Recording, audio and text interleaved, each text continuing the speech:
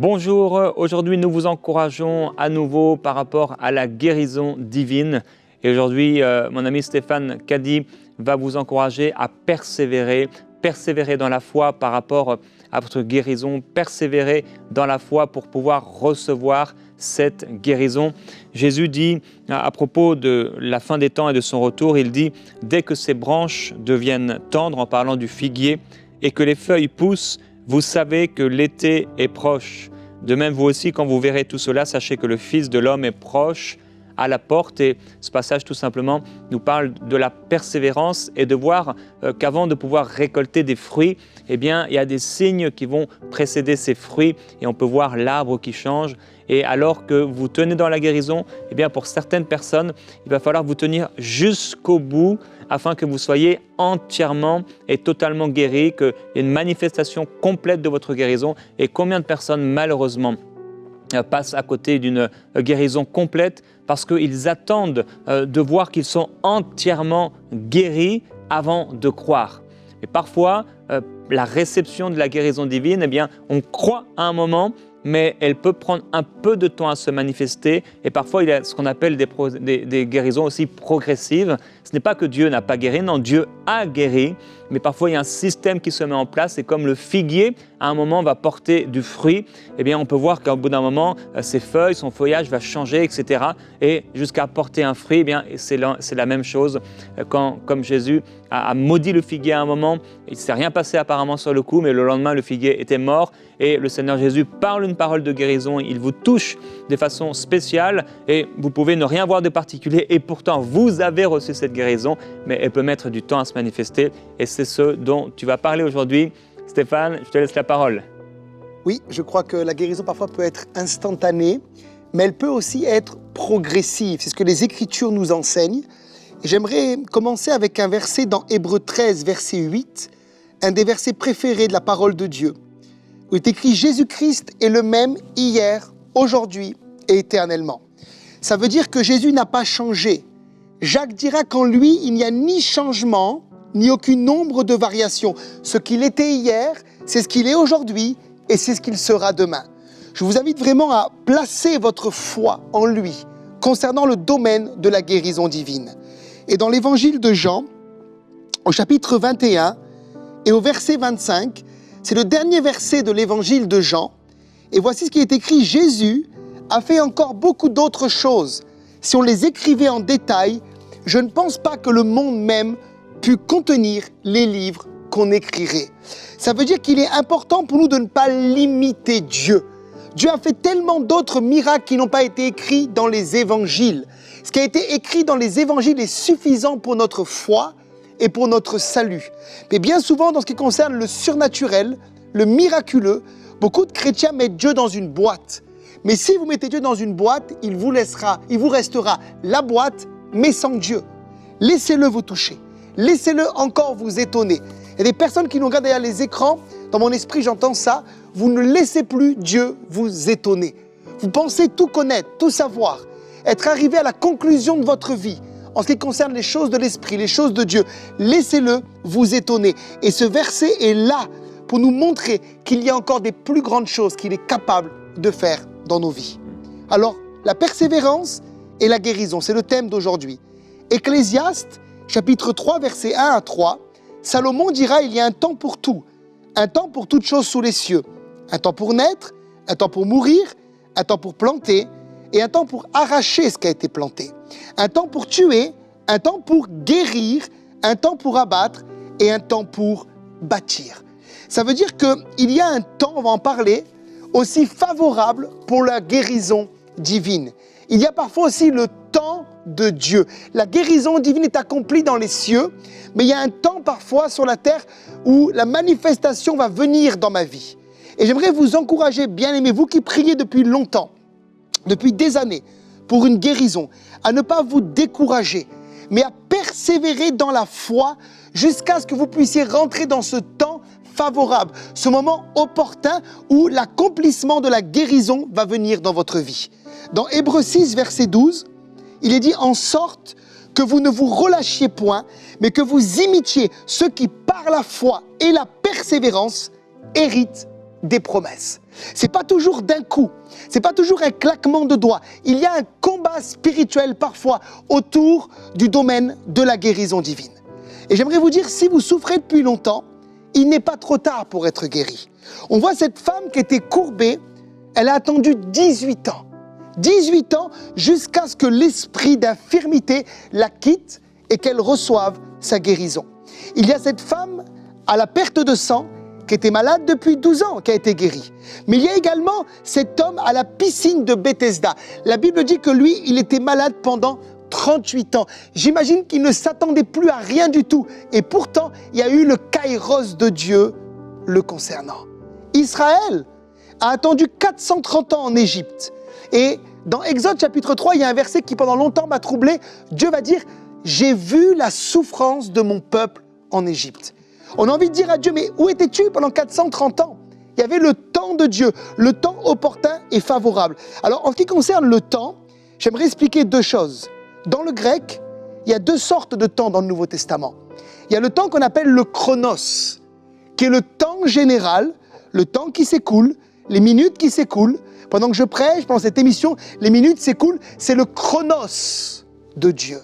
Mais il y a, dans le grec, ce qu'on appelle, et les théologiens l'appellent le kairos de Dieu. Et le kairos, c'est un temps fixe, défini, opportun ou favorable. C'est le tout à coup de Dieu. Un petit peu comme le jour de la Pentecôte, ils prient, ils sont dans le chronos, il n'y a rien qui se passe. Et Acte 2 nous dit, tout à coup il vient du ciel, un bruit comme celui d'un vent impétueux. C'est le kairos de Dieu. Et on peut lire dans Galates 4.4, mais lorsque les temps ont été accomplis, Dieu a envoyé son Fils, né d'une femme, né sous la loi. Et pourtant, quand on lit le prophète Ésaïe au chapitre 53, on a l'impression que Jésus va venir tout de suite. Lorsqu'il dépeint les souffrances de Jésus, on a l'impression qu'en un instant, en un clin d'œil, on va rentrer dans la dispensation de la grâce. Mais il s'est écoulé 700 ans jusqu'au kairos de Dieu, lorsque les temps ont été accompli. Et toi qui souffres derrière ton écran, j'aimerais te dire de la part de Dieu, ne te décourage pas, car ton kairos aussi va venir. Alléluia. Ma mère était malade. Elle avait des problèmes au niveau de sa tête. Elle perdait la mémoire, un début d'Alzheimer. Et avec l'église et mon père, qui est pasteur aussi, nous avons prié pour sa guérison. Et le combat a duré 2 ans. 2 ans pendant lesquels mon père allait voyager de droite, de gauche, prier pour les malades, voyait des guérisons, et il rentrait à la maison avec une femme qui elle-même était malade. Elle confondait les prénoms, elle perdait les clés, elle perdait les papiers. L'Alzheimer prenait de plus en plus de place. Mais qu'est-ce que nous avons fait? Nous ne sommes pas découragés, nous avons persévéré dans la foi.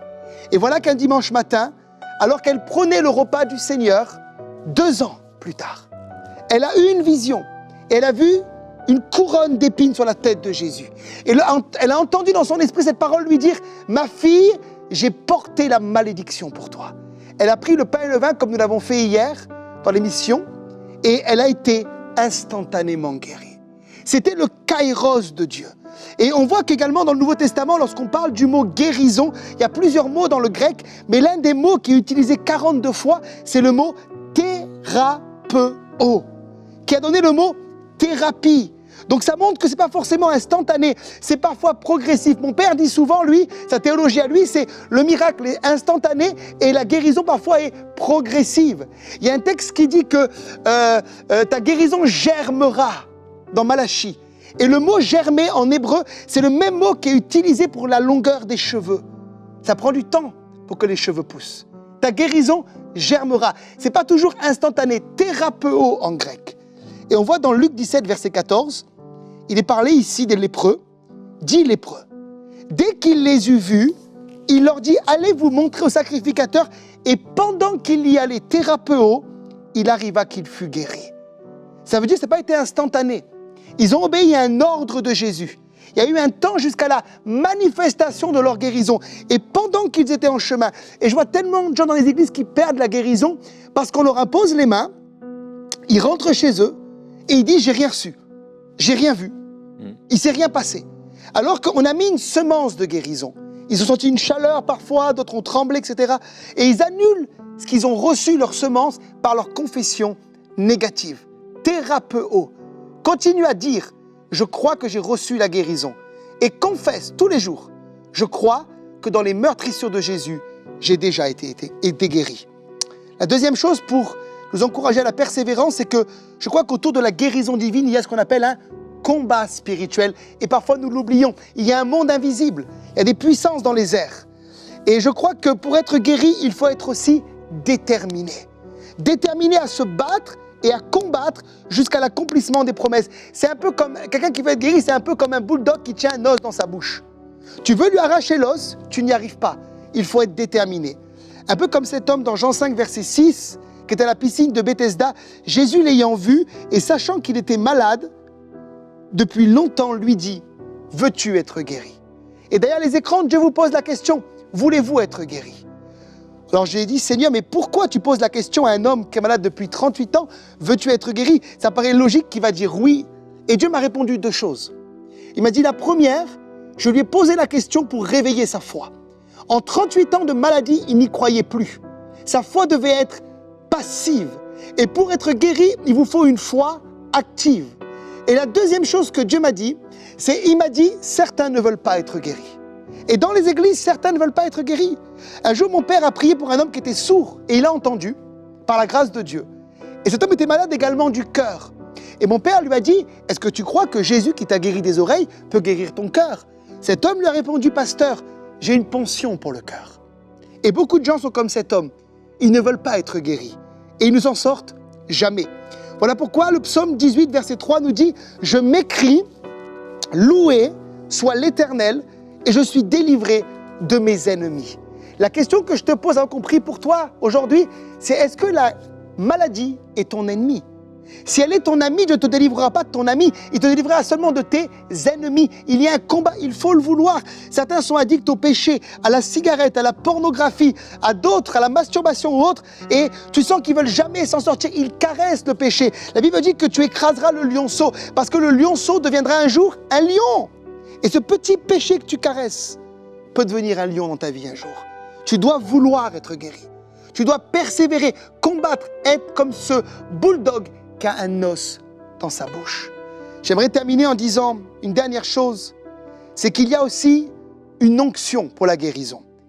Dans Ésaïe 10, verset 27, « En ce jour, dira le prophète, et nous y sommes, il parle du jour de la venue du Messie, le jour où il est venu parmi les hommes. En ce jour, son fardeau sera ôté de dessus ton épaule, et son joug de dessus ton cou, et la graisse ou l'onction, selon les traductions, fera éclater le joug. » Il y a une onction qui brise le joug. Et Jésus avait cette onction, il était oint, on a vu ensemble hier et avant-hier, du Saint-Esprit et de force pour aller de lieu en lieu et guérir tous ceux qui étaient sous l'emprise du diable. Et j'aimerais vous dire, bien-aimés, la maladie n'est pas une bénédiction, c'est un joug. La dépression n'est pas une bénédiction. Un jour, mon père priait comme ça dans une campagne d'évangélisation, il prend autorité sur les esprits de maladie. Et un pasteur lui dit, mais pourquoi tu fais ça? La maladie est une bénédiction. Mon père dit, alors pourquoi tu te fais soigner? Nous savons au fond de nous-mêmes que la maladie n'est pas une bénédiction, c'est un joug. Et l'onction brise le joug. Jésus avait clairement une onction de guérison sur lui. Vous savez, il y a une onction en nous, il y a une onction sur nous. L'onction en nous, c'est l'onction pour le salut. L'onction sur nous, c'est l'onction pour le ministère. Et dans Luc 6, verset 19, « Et toute la foule cherchait à le toucher à cause de cette onction. » Et on va le toucher ensemble aujourd'hui. Parce qu'une force, cette force et l'onction, sortaient de lui et les guérissaient tous. J'aimerais t'encourager vraiment à mettre ta foi en action dans ce Jésus qui est le même hier, aujourd'hui, pour toute l'éternité, qui guérit encore. Et dans Jérémie 33, verset 6, pour terminer, « Voici une promesse, je lui donnerai la guérison et la santé.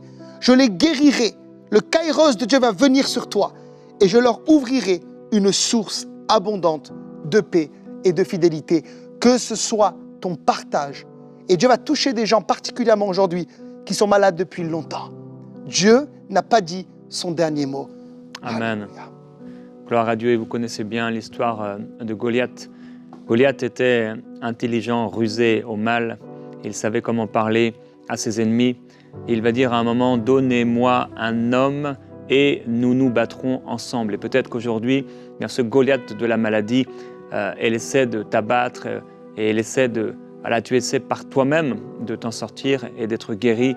Mais David ne s'est pas laissé avoir et il n'a pas été chair contre chair pour se battre avec Goliath, mais il a dit à cet homme, tu marches contre moi avec l'épée, la lance et le javelot, et on peut savoir, et nous savons comment la maladie peut faire mal. Mais David dit, je marche contre toi au nom de l'Éternel des armées, du Dieu des troupes d'Israël que tu as mise au défi. Et David ne s'est pas présenté en étant comme un homme contre un homme, parce que Goliath a dit, donnez-moi un homme et nous nous battrons ensemble. David n'a pas voulu se battre contre Goliath, mais il a fait appel au nom de l'Éternel des armées, en sachant que lui, David, ne pouvait pas combattre Goliath et le tuer, mais il savait que Dieu, l'Éternel des armées, pouvait abattre ce Goliath. Et qu'au nom du Seigneur Jésus-Christ aujourd'hui, ce Goliath de la maladie puisse tomber dans ta vie, et par nous-mêmes, nous ne pouvons le faire, mais par la puissance du Seigneur, fais appel à lui. Et je veux parler à quelqu'un, tu fais appel, on a parlé des médecins cette semaine, et on a dit qu'ils ont leur part et ils peuvent être une bénédiction. Maintenant, il y a plusieurs personnes, vous avez fait appel à des choses qui n'ont rien à voir avec la médecine, et des choses un peu spirituelles, un peu bizarres, et vous nourrissez de ces choses-là, etc. Mais le Seigneur vous appelle à faire appel à l'Éternel des armées, celui qui combat pour vous, et particulièrement le Seigneur Jésus-Christ qui a porté vos maladies et vos souffrances, et à délaisser ces choses qui ne viennent pas de lui et à vous tourner vers le Seigneur Jésus-Christ. Ce n'est pas en mangeant des plantes que vous serez guéris, mais c'est en faisant appel à celui qui est venu comme une faible plante, Jésus-Christ, dans une terre desséchée, vous apportant la vie, apportant la restauration et la guérison dans votre corps. Recevez cette parole avec douceur dans votre cœur au nom de Jésus-Christ, et qu'elle puisse porter du fruit dans votre vie. J'ai à cœur de partager une pensée que Dieu a sur mon cœur. Seigneur vous encourage à plusieurs qui nous regardent à résister à la maladie. Ça veut dire que parfois on a prié pour vous et vous avez reçu une semence de guérison pendant 2-3 jours. Vous avez vécu dans le bonheur, dans la grâce, dans la joie. Vous avez loué Dieu, même partagé votre témoignage. Et voilà qu'un matin, vous vous êtes levé et les symptômes sont revenus. Pour certains, dans le dos, d'autres dans les articulations, je vois dans la nuque, et quand vous avez senti comme quelque chose revenir. Et au lieu de dire, je te résiste, diable impur, je te résiste, maladie, les symptômes ne sont pas la maladie, c'est un mensonge pour te faire tomber et rechuter dans la maladie. Vous avez cru les symptômes. Et la Bible dit que résister avec une foi ferme. Et pour avoir une foi ferme, il faut croire que c'est la volonté de Dieu de vous guérir aujourd'hui. Alors si c'est votre cas, commencez à parler à la maladie. Soyez pas passif, parlez. Dites, je te résiste, je te chasse maladie. Je te refuse, tu quittes mes jambes, tu quittes mon corps, tu quittes ma tête. Il y a des personnes avec des tumeurs, des grosseurs, vous devez parler à vos grosseurs et elles vont sécher pendant l'émission. Dans le nom de Jésus. Seigneur, touche des personnes particulièrement qui ont des problèmes de peau et d'asthme, me dit le Seigneur. Vous avez de l'asthme et des problèmes de peau. Je vois comme vous avez une machine par rapport à l'asthme. Vous prenez vraiment de cette machine et vous avez besoin pour respirer. Et le Seigneur dit, le temps vient où tu vivras sans machine. Alors que tu es en train de parler contre l'asthme, le Seigneur est en train de te guérir. Je vois encore, il purifie des peaux. Il y a des problèmes de peau qui s'en vont. Il y a du psoriasis particulièrement qui s'en va. Le Seigneur est plus fort que cette maladie. Alléluia. Merci Seigneur. Merci Seigneur. Persévérez, persévérez, persévérez. Croyez, continuez de croire. Frère, ma sœur, je veux t'encourager. Continue de croire. Tu peux être là à l'église et dans tes temps de louange et tu sais, tu es conscient de ce que tu vis, parce que parfois les gens souffrent cruellement et on peut ne pas le voir du tout. Ouais. C'est leur combat caché. J'ai parlé avec plusieurs personnes dernièrement qui vivaient des combats cachés. Je n'aurais jamais pensé qu'ils vivaient ça. Et vous êtes peut-être comme ces personnes, vous vivez un combat caché, les gens ne savent pas ce que vous vivez. Mais persévérez dans la foi. Et parfois, il faut le partager aussi. Parfois, il faut le partager à quelqu'un pour se tenir dans la foi avec cette personne. Et donc, des fois, vous êtes dans l'église comme ça, dans des temps de louange, et vous connaissez votre situation. Proclamez la parole. Il y a des temps d'onction, des fois, où on saisit la parole de Dieu, et dans la louange, des temps particuliers, une onction qui est là. Et Seigneur, merci. Je crois que tu m'as guéri. Je crois que cette guérison se manifeste. Et régulièrement, comme ça, vous proclamez la parole de Dieu. Dans votre voiture, vous déclarez la parole de Dieu. Pendant même que vous êtes en train de souffrir, vous déclarez la parole du Seigneur. Persévérez et recevez cette guérison complète dans le nom du Seigneur Jésus. Je crois que beaucoup vont être guéris pendant cette émission par une foi personnelle. Dans les émissions présentes, on était au bénéfice d'une onction de guérison particulière. Je sens dans mon esprit, c'est votre pas de foi. C'est votre confession devant cet écran qui va libérer, afin que vous ne puissiez pas juste dépendre d'un ministère et d'une onction de guérison, mais que votre foi elle-même vous produise dans vos vies la guérison. Déclarez, déclarez, soyez violents. Des fois, on est violent pour acheter quelque chose, violent parce qu'on a envie d'aller en vacances, violent aller sur l'ordinateur à chercher un voyage. Soyez violents, violents, violents. Déclarez, déclarez.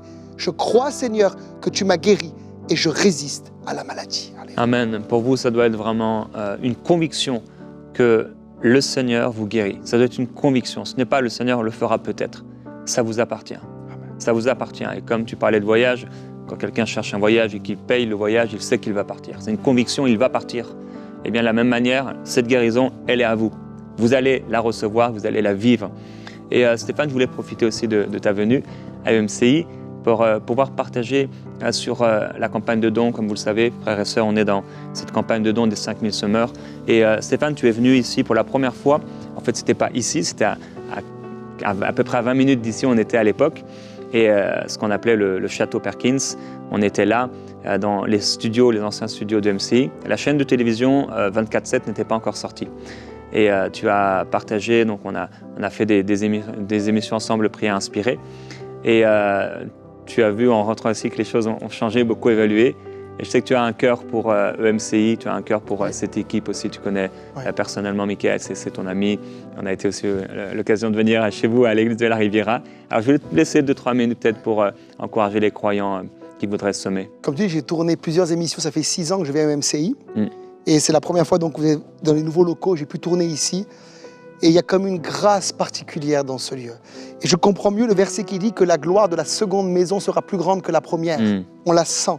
Et je vois le travail, on dirait des fourmis ici, dans tous les sens, ça travaille, tout le monde est à son poste. C'est extraordinaire. J'aurais aimé que vous puissiez voir ce que je vois. Je vois et je vis ici le miracle de Dieu. On est rentré avec mon père.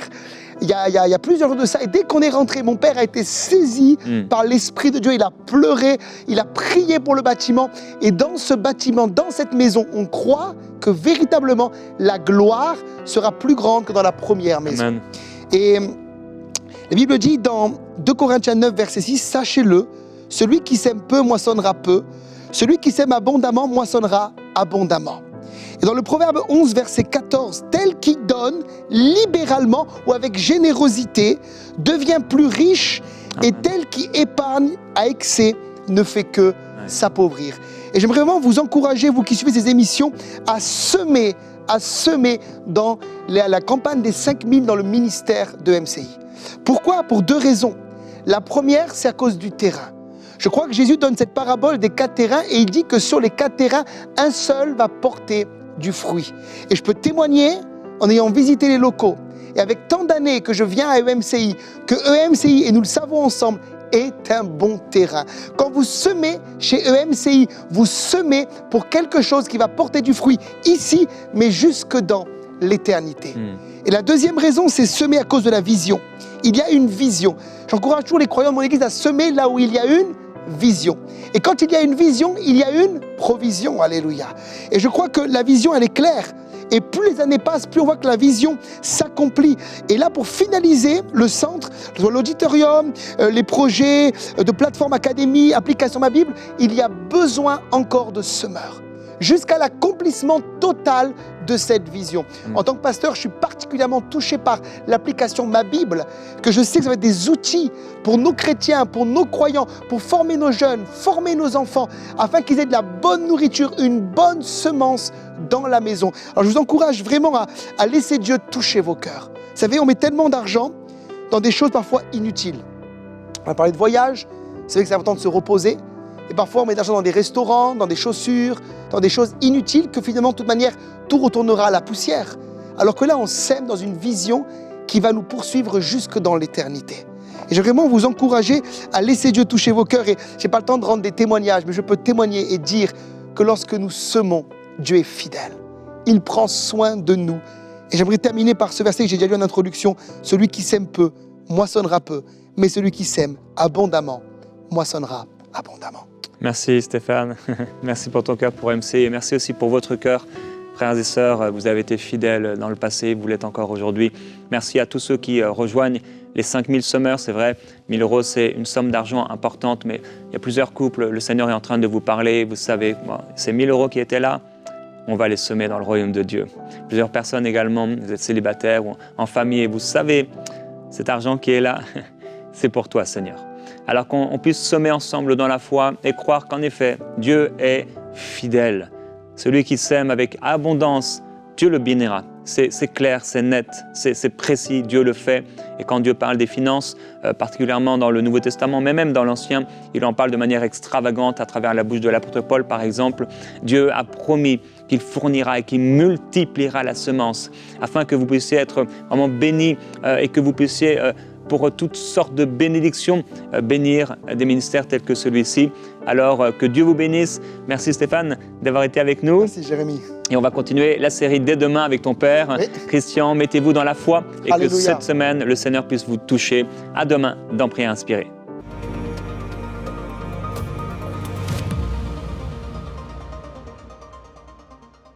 Frères et sœurs, j'espère que vous aurez l'occasion de venir visiter le centre MCI. C'est un bâtiment magnifique, dans un cadre magnifique. L'endroit est juste waouh et c'est très agréable d'y travailler, c'est merveilleux. Mais vous savez, il y a une prière depuis la construction du centre jusqu'à encore aujourd'hui qui jaillit de mon cœur. Et je l'ai partagée à l'équipe. J'ai dit, Seigneur, ce bâtiment, il est magnifique. Mais si ce n'est pas pour qu'il accueille ta gloire et que tu le remplisses de ta présence, ce qu'on aura fait servira à rien. Frères et sœurs, ce que Dieu veut faire, c'est que le centre MCI devienne un centre de réveil. Et c'est la prière de notre équipe et c'est le désir le profond de mon cœur. Et je crois qu'on va le vivre.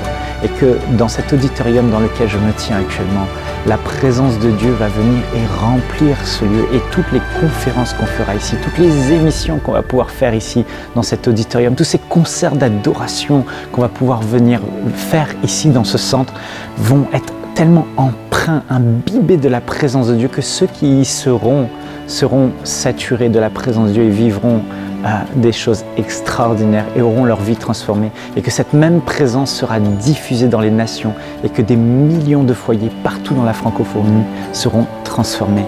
Alors j'aimerais aujourd'hui dire merci à tous ceux qui ont donné pour que le centre MCI soit là où il est aujourd'hui et à tous ceux qui vont encore se lever parmi ces 5000 semeurs pour que le centre soit finalisé, que tout l'auditorium soit équipé, les studios soient équipés, et je le crois, on va vivre et Dieu va honorer ce centre de sa présence d'une manière toute particulière pour le salut des nations dans la francophonie. Que Dieu vous bénisse et à très bientôt.